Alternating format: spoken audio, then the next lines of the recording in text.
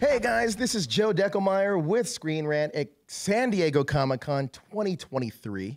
How are you? I'm with production designer, amazing production designer, Beth Mickle. How you doing, Beth? Hi there. I'm doing very well. This is my first Comic-Con, so I feel very honored to be here and very honored to be part of the Guardians Art Department panel. So having a great time.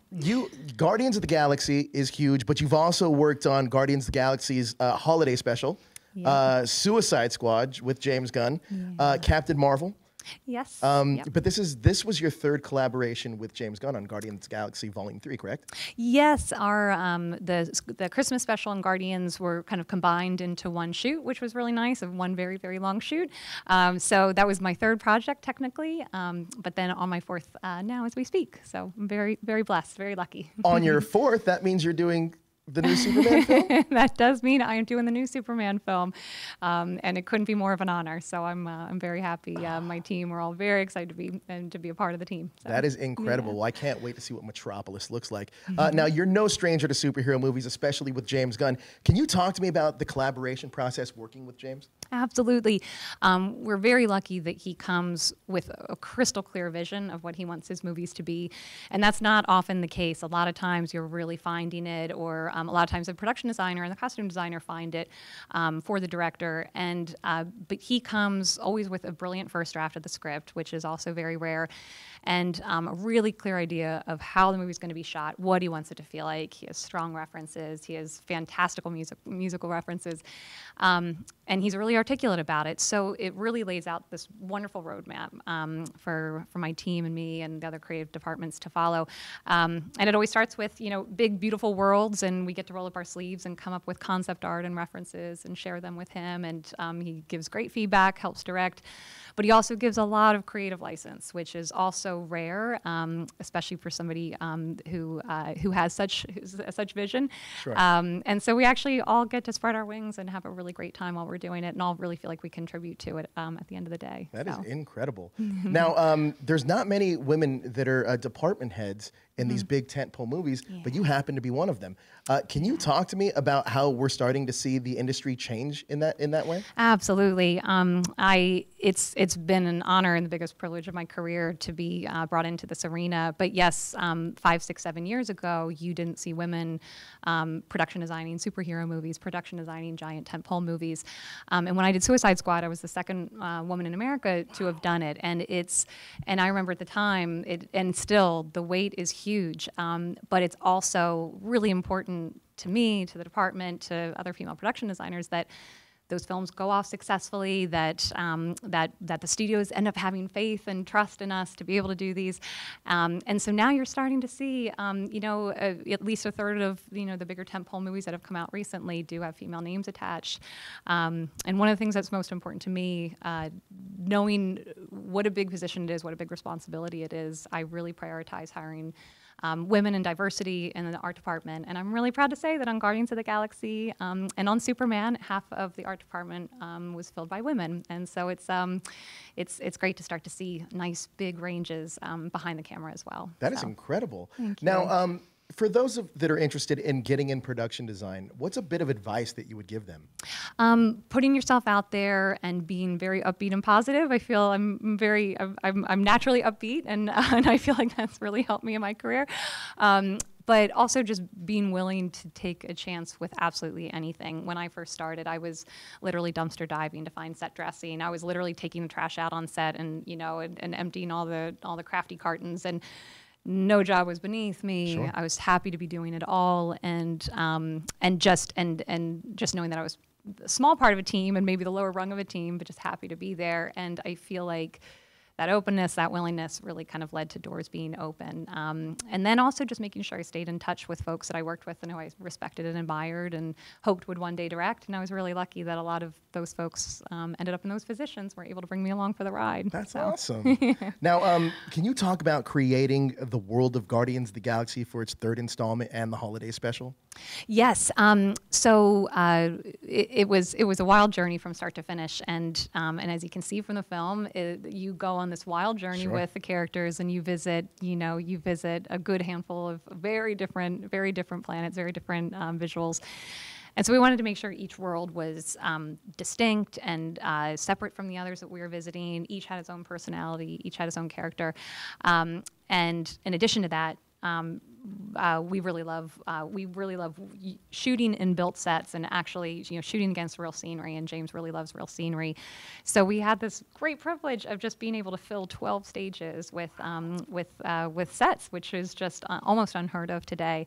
So it was a challenge of what could we build, what could we afford to build, how you're going to distinguish all these worlds. So the rusted metal textured, gritty world of nowhere versus the flesh and bone world of Orgo, which is its own wildly fun world in itself. And just making sure that every planet that they leap onto is a fun one that the audience really wants to see and spend time in. That is amazing. Now, can you talk to me about crafting the world, but also, like, Guardians Galaxy 1 and 2 are very colorful, but Guardians Galaxy 3 was the one that you worked on. Can you talk to me about carrying over the first two kind of aesthetic looks from the first two Guardians movie to make it consistent for the third one? Yes, we were very lucky to have beautiful groundwork laid by Charlie Wood, who was the production designer of Guardians 1, and just established this phenomenal design language. So we were taking that mantle on and, of course, making it our own and taking it and running with it. So it was really... oh gosh, I'm going to ask you to go back to the initial stage of the question. Yeah, because I kind of jumbled that question anyway. No, that's okay. But how do you craft a world that feels consistent with the world that was already created in Guardians 1 and 2, but also making it your own completely? Yes, there we go. Thank you. Well, I was really lucky, again, with that beautiful roadmap that we had, but James was also really clear in saying, this is your world, you can take it, you can run with it, and make it your own as well. So I felt a lot of license and a lot of openness there to be able to take big swings, and the whole department did, and I think it really paid off. I was really happy with that. What was the most challenging part about creating the world of Guardians 3?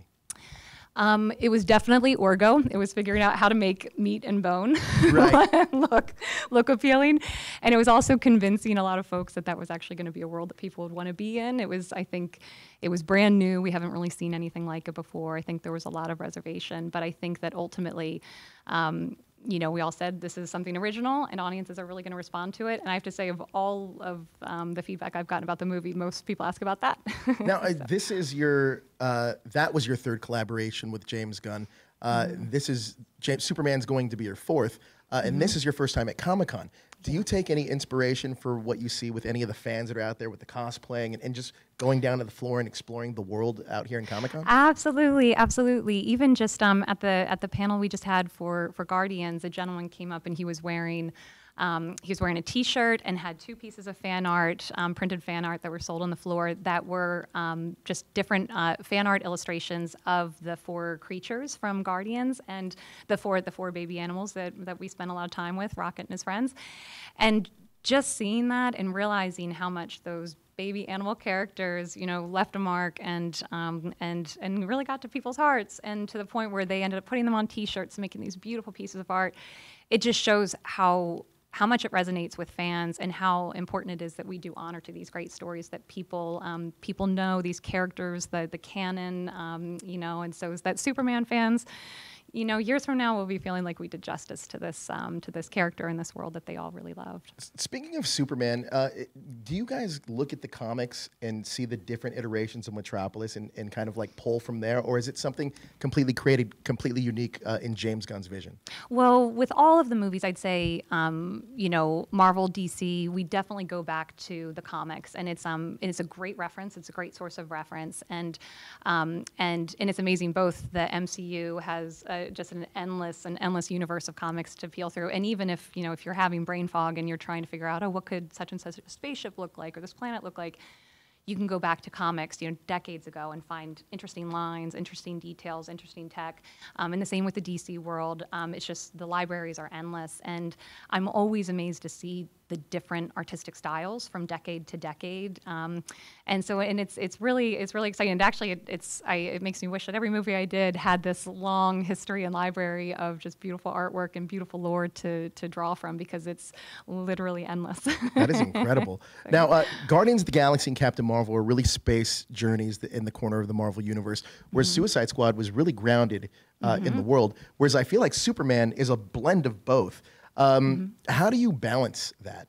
look? And So it's really, and I have to kind of go back to my roots here when I was first starting. So, I started in indie world, and I was doing these very earth-based, obviously very earth-based, grounded movies, and the budgets were much smaller. And then I was very lucky. I must give a big shout out to James, because I had always wanted to do these giant movies, and they often don't bring indie designers to do them. And 5 years ago, they definitely weren't bringing women in to do them. And James really opened the door and said, I want to bring her along and give her a shot. And it made the biggest difference in my career, but the biggest difference too in the approach to the work. So suddenly, I was 2018, and I was on Guardians of the Galaxy, and it was this massive, nothing was Earth-based, massive world to build. And then we actually redirected it, as folks know, to Suicide Squad, and it was Earth-based, was just a little bit of fantasy. And I must say, it was great for me to be able to work on a movie where, before shooting all the way up to Guardians of the Galaxy, to be able to work on a giant franchise tentpole movie that was Earth-based, did have fantastical elements involved, so I could kind of just get a feel for it, still taking my indie roots, so I could navigate the real world stuff and just get a little dose of fantasy. But then, my goodness, going to Guardians of the Galaxy, where it was, we don't step a toe on Earth aside from at the very end at Grandpa Quill's house, and so it was that kind of a challenge is just as massive as it gets, and so it's going to be fun to see movies that come my way after this and after having done that, and I hope that they stay fantasy based. But do you? I really hope they stay fantasy based. I wouldn't be mad at a police precinct or the lawyer's office here or there, but I really do. It's a much different. Designing for that versus Earth-based, I feel like I've gotten a peek behind the curtain now and never want to go back. Now, Suicide Squad, Guardians of the Galaxy, Captain Marvel. Mm-hmm. Is there any dream project that you'd love to work on, or any dream franchise you'd love to be a part of? Yes, there are so many. I would love to be a part of a lot of the Disney movies that they're doing now. The live action. They just did Wicked, which would have been amazing. Frozen would be amazing.